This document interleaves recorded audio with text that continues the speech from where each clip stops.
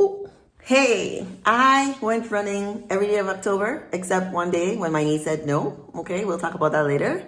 Welcome to Spirit Soul Sense, information for your soul. And I thought it was only right that I document what it was like running every day. I've never run every day. I have another video where I talk about at the beginning what it was like. I'm here to tell you what it was like all together.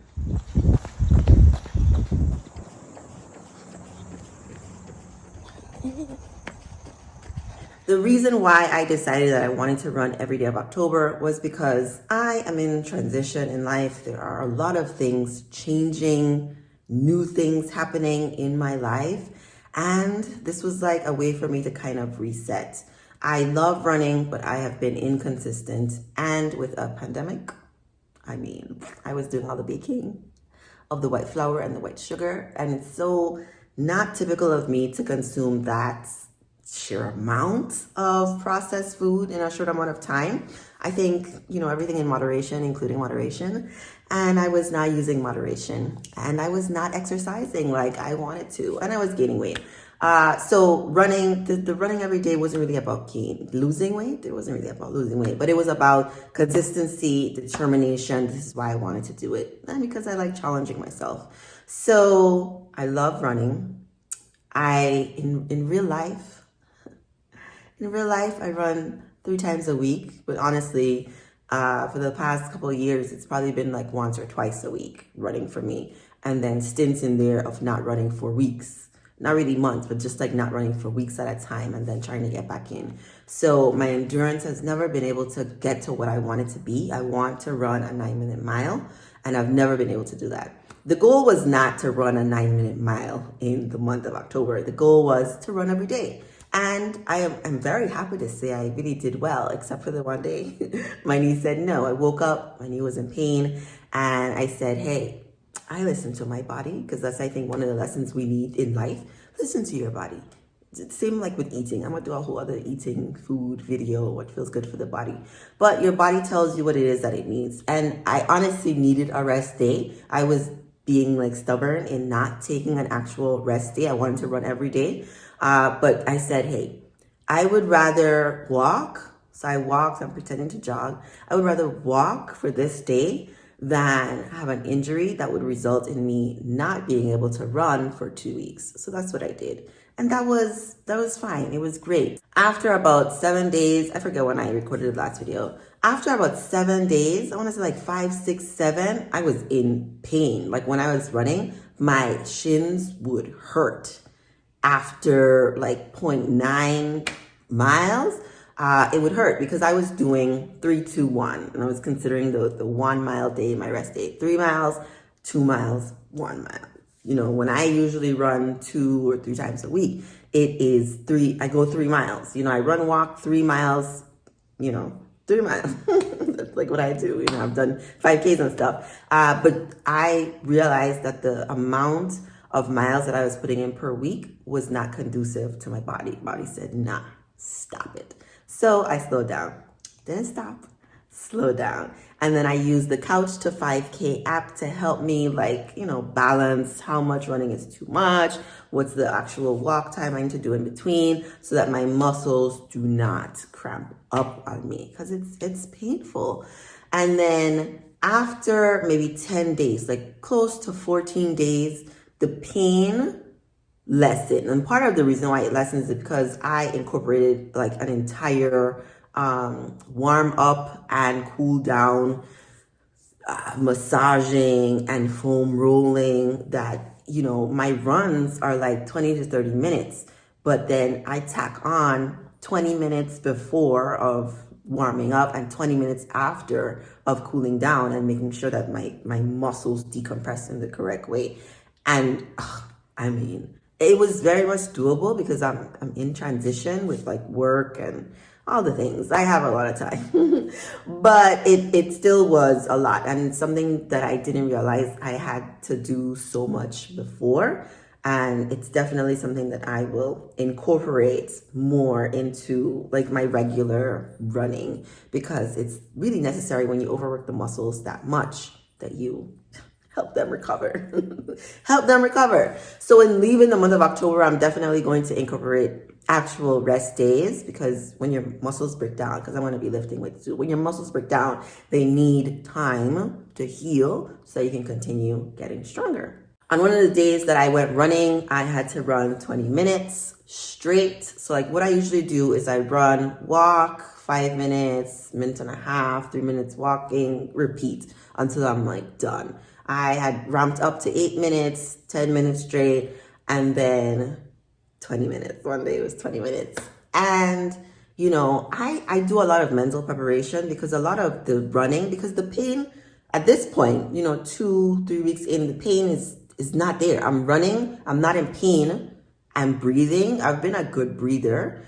And the only thing that would make me stop is my mind telling me I'm tired, stop.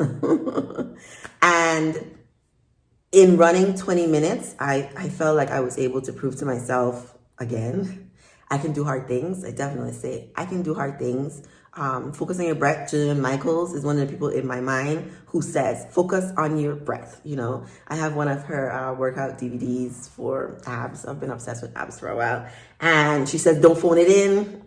I'm telling you, Jillian, I've never seen the show that she was on or whatever. I have this like one video of her, and she has been in my head. Don't phone it in. You woke up, you did this. You know, she also has like a mental cool down, which is like praising yourself for doing this hard thing, for actually getting up, doing what you said. I love that. Doing what you said you're going to do, because I always feel really, really good when I do what I say I'm going to do. And I was in the zone. I get the runner's high, all that stuff when I push myself. And I always end every run in a sprint. And so, you know, it like ends up. Doing the 20 minutes was great. It was like a great personal challenge. I usually do not run with music. I feel like the plants and the animals cheer me on. You know, you run past like a certain spot, the crickets are just going ham, you know, like, get it, Shareece. You get it. I'm telling you. Or like the breeze, Brussels. The breeze, like, make the trees make noise, and I have my favorite trees and all that. So I usually do not run with music. But when I feel like, you know, it's going to be particularly difficult, then I phone in my friend Drake. Love Drake. Drake, you know, like Issa Rae says, he just gets us. And I love his music. And so I have like a Drake workout playlist, but the workout playlist doesn't really work well for running. I mean, like I have like a lifting weights workout.